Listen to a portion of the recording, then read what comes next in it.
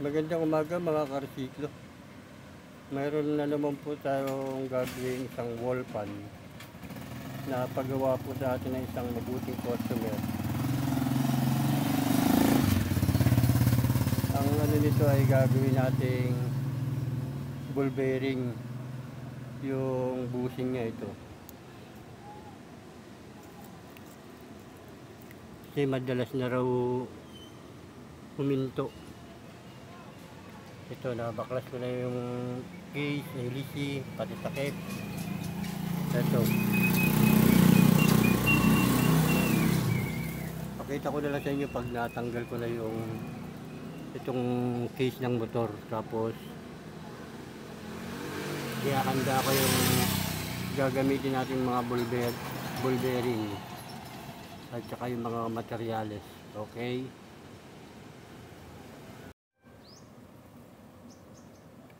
Ito mga karesiklo, nabaklas ko na yung case ng motor. Ito siya.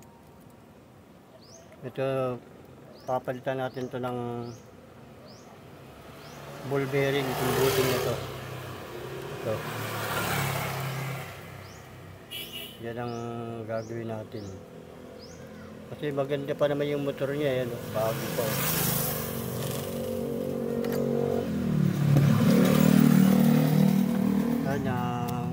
Nangingitim na yung ano ng langis, yan ang natutuyo, kaya sa umaano yung humihina ang ikot yan, kasi naninikit na yan yung ano niya, yung bakat niya, bakal sa bakal na kasi siya nagkikiskisan.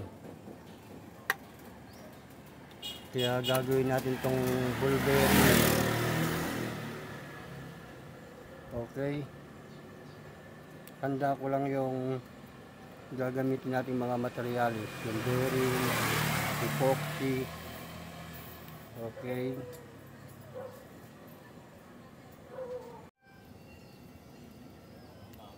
Ito mga karesiklo, na tanggal ko na yung bushing, yan. Tanggal ko na siya, yan, wala na. At itong isa wala na. Tapos ito yung gagamitin natin materyales, epoxy. Ito. Tapos yung ball bearing natin ito. Itong yung number niya ay ayan o, 688ZZ. Kaya yung number ng ball bearing na gagamitin natin dito sa wall pan na to. Okay. Magtitimpla lang ako ng epoxy para ikabit na natin dito. Okay, pakita ko na lang ulit sa inyo.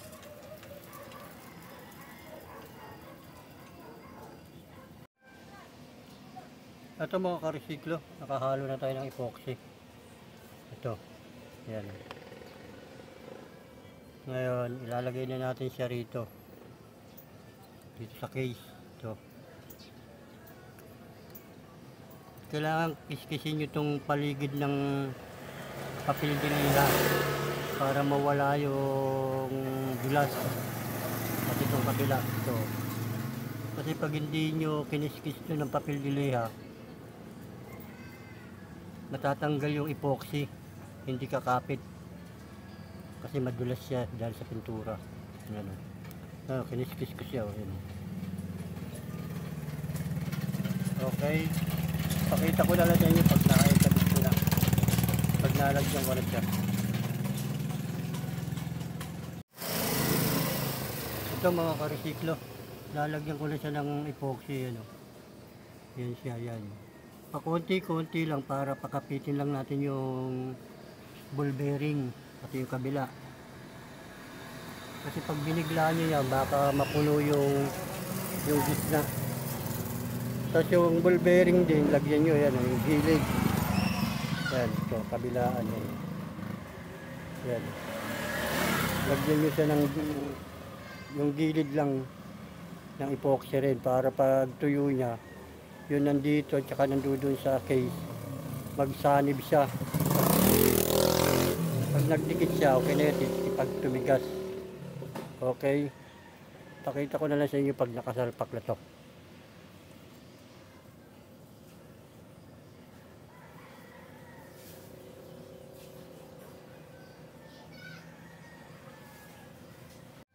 Ito mga ka-resiklo, naikabit ko na yung rotor sa loob ng motor. Dito may epoxy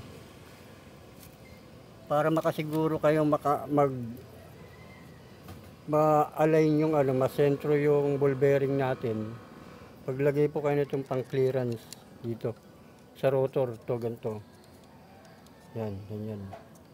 Kailangan yung hindi to gagalaw, yung sakto lang.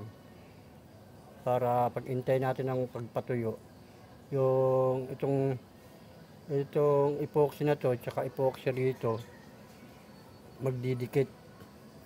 Huwag yung lalagyan dito sa gitna. Ito dito. Huwag yung lalagyan yan dyan. Kailangan dito na sa gilid. Okay, pakita ko na lang sa inyo pag nakakabit na yung isang takip.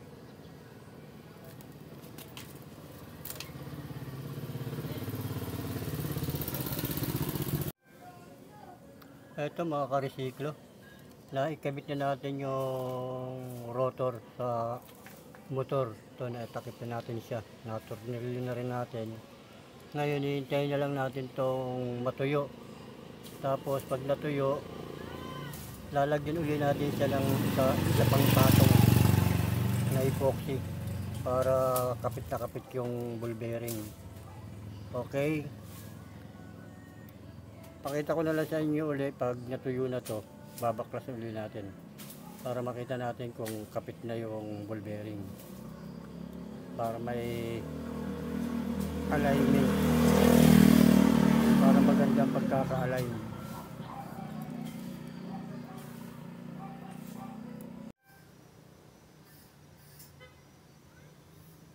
Ito mga ka-resiklo, natuyo na ililagay natin na epoxy. Ito, nakita nyo, ayan, ating kabila, ayan. Ayan.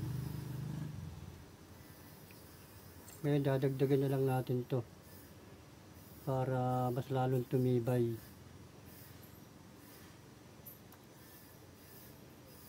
Okay, titimpla lang ako ng isa pa. Ayan, nakadikit na yung ball bearing natin.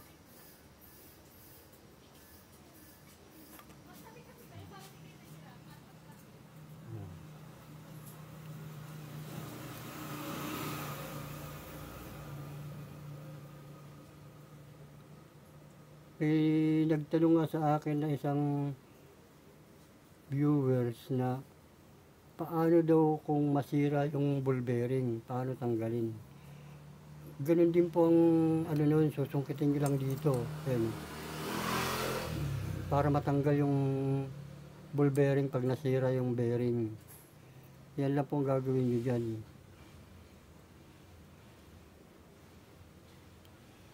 Mas maganda kung hindi madadama yung epoxy para hindi na kayo mag-epoxy uli.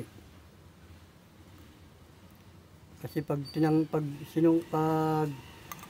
nyo dito, babakat yan babakat lang ito lang yung bearing lang ang matatanggal dyan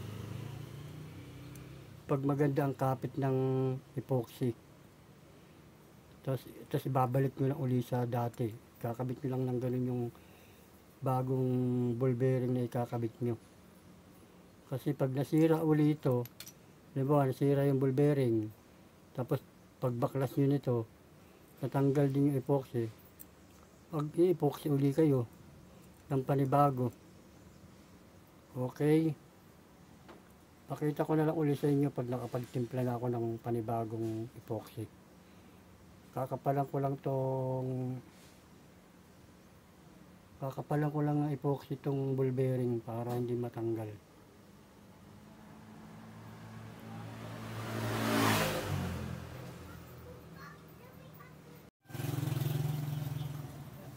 Ito mga karesiklo, nakatimpla na tayo ng panibagong epoxy para dagdagan natin itong mga to. Itong mga kukunti lang at ito. Pakita ko na lang sa inyo pag nailagay ko na siya.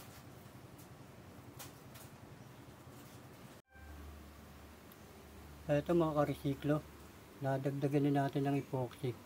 Ayan o. Marami na siyang epoxy. Ayan, balot na yung ball bearing natin. Okay. Ayan, ngayon gagawin natin ulit dyan. Patutuyuin na lang natin yan. Tapos okay na, magpa-final testing na tayo. Kakabitin natin siya lahat. Okay, pakita ko na lang sa inyo ulit pag natuyo na. Ito mga karesiklo, natuyo na yung nilagay natin na epoxy at naikabit ko na rin yung mga tornilyo, yung takip ng motor. Ngayon, tetestingin natin kung okay na siya. Okay, yan, nakasaksak na siya.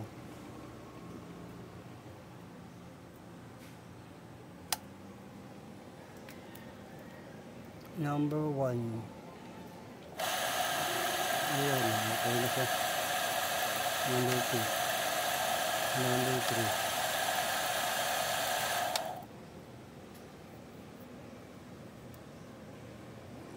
3. Okay.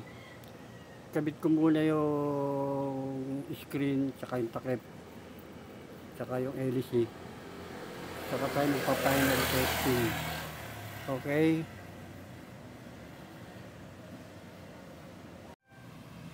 Ito mga karesiklo, naikabit ko na yung screen, LC, pati takip. Yan. Okay, ngayon magpa-final testing na tayo.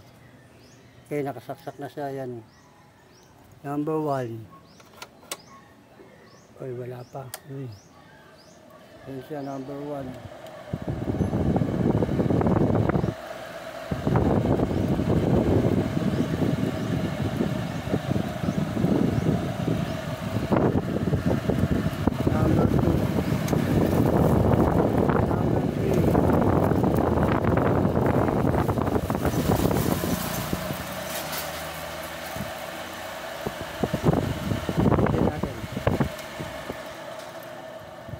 Okay mga karesiklo, may natapos na naman po tayo isang paggawa wall pan ng isang mabuting customer. Ang issue nito ay pinalitan ng ball bearing, yung bushing. Ginawa na namin ball bearing. Tapos nagpalit din ng LC. Kasi LC niya bulok na. Okay. Marami pong salamat sa inyong lahat.